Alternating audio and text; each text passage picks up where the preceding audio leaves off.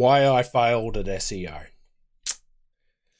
G'day guys, Ron here from Osborne Digital Marketing. Today I'm going to discuss with you why I've failed at SEO in the past, why some SEO campaigns have just not gone the way that I'd hoped and inspired them to. And I decided to make this video because I had an awesome chat with a dude the other day, and he asked me, Ron, what do you do when you completely fail at a campaign? It's like you're showing us all this awesome stuff, and it's like, I fail. There are times when campaigns don't work out the way that I want them to or have aspired to, and especially in the past. In the past, when I was getting started out, I thought I was doing everything right, and they just didn't work out. So today, I'm going to list off a heap of reasons why I've failed at SEO projects in the past, what you can do to avoid SEO failure, because it happens. No SEO. I don't know any SEO out there that hasn't had massive failures, average failures, small failures. It happens to the best of us. So I'm going to create a video today on how you can avoid SEO failure and what resulted and what caused me to fail at SEO campaigns in the past. Let's jump into it. This is the number one reason why I have failed at SEO campaigns. It's because I didn't conduct an appropriate SEO audit. I didn't conduct an in-depth SEO audit at the start of the campaign. So as an example, if I have a roofing company or I have any type of company, if I just went out there and went, I can rank for this, I can win you top spot roofing company Fort Lauderdale, and I didn't put in the legwork to ascertain what needed to be done at the start and throughout the campaign, I would fail. If you do not take the time to actually assess what that SERP is displaying and how hard it will be to get there, the likelihood of SEO failure is drastically increased. Now, in my early days, I didn't understand this. To be completely honest, I've been that type of guy that's just very run. You just keep going at it, and we'll develop a plan along the way. I'm very adaptable, but SEO changed me that way. The adaptability approach doesn't work. Something that we do today, all the work that I put in now, I see the results in 6 to 12 months' time. That really had to change. I had to change that process, the way I thought about the work that I was doing. In everything else we do in life, the change that we put in now, like if you go to the gym, you do all of that, yeah, that change you'll see later on. But most people, every single time you go to a job, the work you put in, you see results immediately. That's not how it works with SEO. If you do not conduct an in-depth SEO audit of what is required to rank something, the likelihood of SEO failure is quite high. This is where I went wrong. That's why I make those awesome in-depth videos like plumber and roofing SEO, like how to audit that. So if you are a plumber, if you are a roofer and you want to see, hey, how do I not fail at SEO? Go and watch the SEO strategy video that I made. Even though it's 30 minutes, it's still very comprehensive. It shows you what you need to look at. If you don't do that, the likelihood of SEO failure is there. And that's what resulted in a lot of failures for me. Now, the second biggest reason that I've failed at SEO is because of this bad boy right here. I didn't have the right budget for the campaign. You will fail a lot of the time. Now, you might be able to sit there and be like, hey, I can go and rank number one for Miami business attorney. Problem is, if the attorney that you're working with only has $1,500 to spend a month, the likelihood of you achieving that drastically goes down and SEO failure ensues. Because if you think about it like this, if you don't have the bank to bankroll your project, how do you expect to get it done? And this is where I went wrong at the start. I used to be able to think that I could do a project for this amount of dollars, but it turns out that, I thought that maybe $1,500 would be enough. Turns out that it was $3,000. That's why when you're doing SEO to avoid failure, you need to ensure that you price your SEO appropriately. Because if you don't get this right, it will result in failure. You might actually need $300 to $500 backlinks to actually help give you the boost to even start getting recognized. That's just what it takes. I stress the importance of backlink gap analysis. I stress that in all my videos. So if you need to go out there and buy 10 $500 links, Well, the campaign's just cost you $5,000 right there. And what happens if you're only charging them $1,500? If you don't have the budget, you'll lose passion, you'll lose love. And what happens, unfortunately, is this will just ensue. The failure of the campaign is drastically increased if you don't set the budget right. That's why I made a video specifically for how to price an SEO strategy effectively. I've got that video. So if you're doing SEO today and you don't know how to price your SEO, go and watch that. It walks you through on exactly what you need to do to ensure that you don't end up in this position. Because if you don't have the mullah to bankroll that project, failure is likely. And that's what's happened to me in the past. Client gave me $1,000, thought that was heaps. Turns out it wasn't. I needed double that. Thankfully, that client was like, yeah, here you go, mate. But you might not be that lucky. And even on my own projects, I thought that a couple of $100 would be enough to get something to move. It wasn't. So then I'm sitting there going, uh-oh, I've got to spend this much to make this much now. It wasn't worth it. It wasn't worth my time. So you've always got to make sure that you have the appropriate budget for your SEO campaign. Something really big that I guarantee will result in failure is this bad boy right here. The client didn't support your SEO strategy.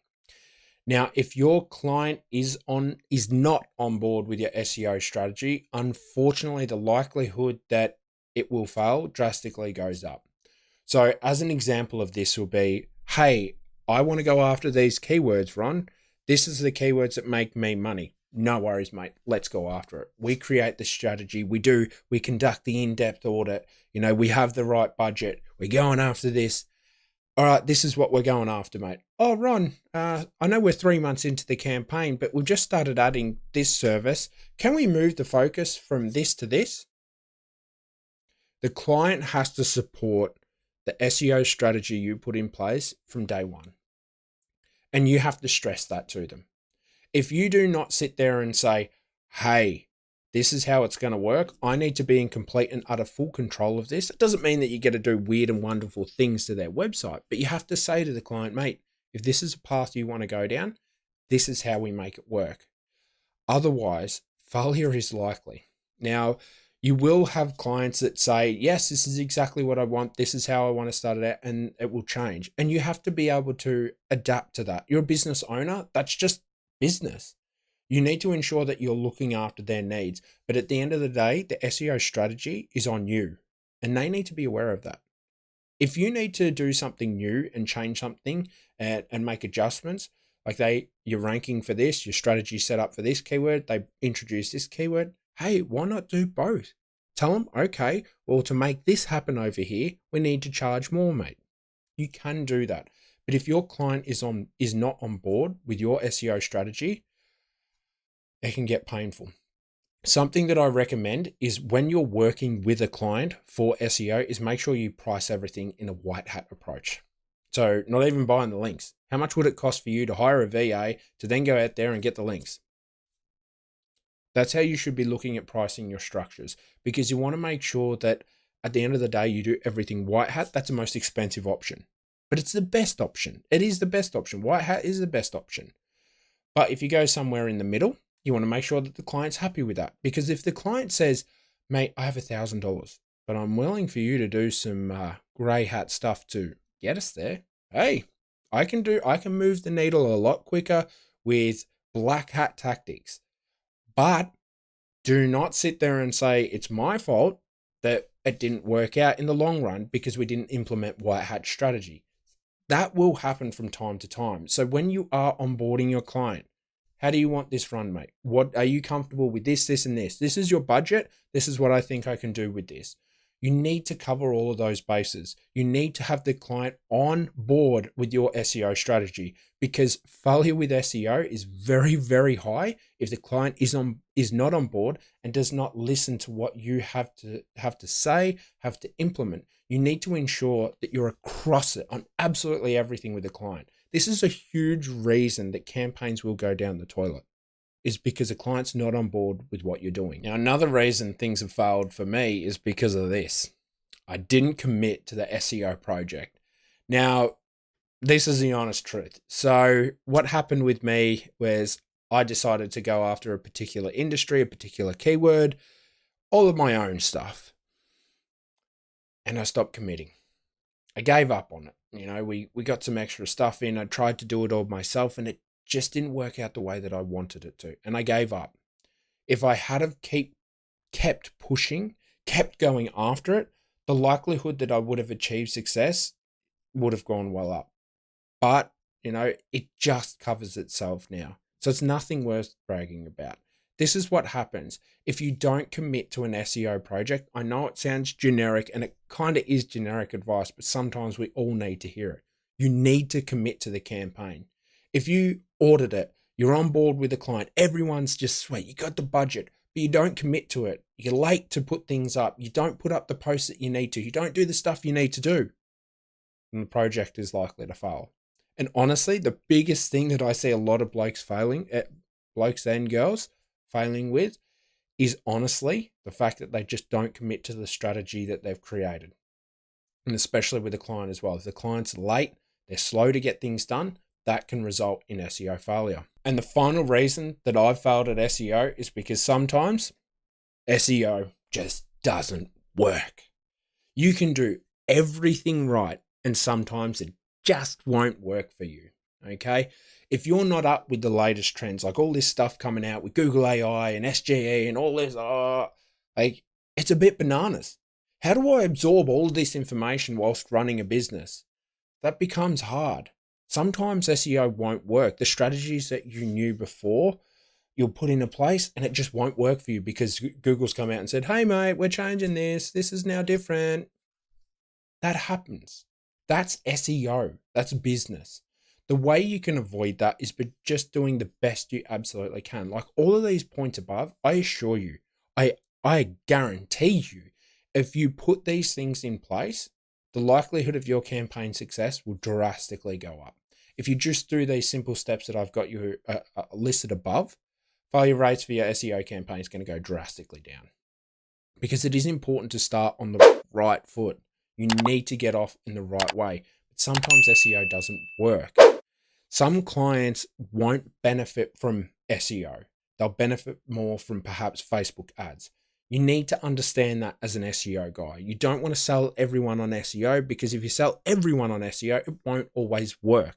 Some people will really, really benefit from it. Others won't. Others will not. It's just that simple. So you want to make sure that when you're selling your SEO services, you can get this to work. In a perfect world, is this going to work for that person?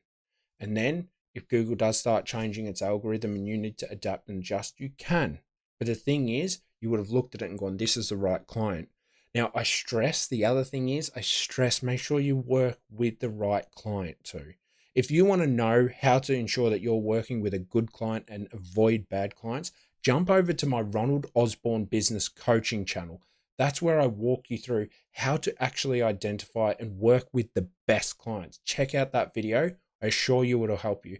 And you won't be stuck with bad clients because you want to make sure that you're working with someone that if your SEO doesn't result in success, you can sit there and explain, okay, mate, this is why it didn't work out. Because at the end of the day, you're not going to hit everyone as a home run. It's just not going to work. I have stuff, honestly, 80% of the stuff I do works. 80%.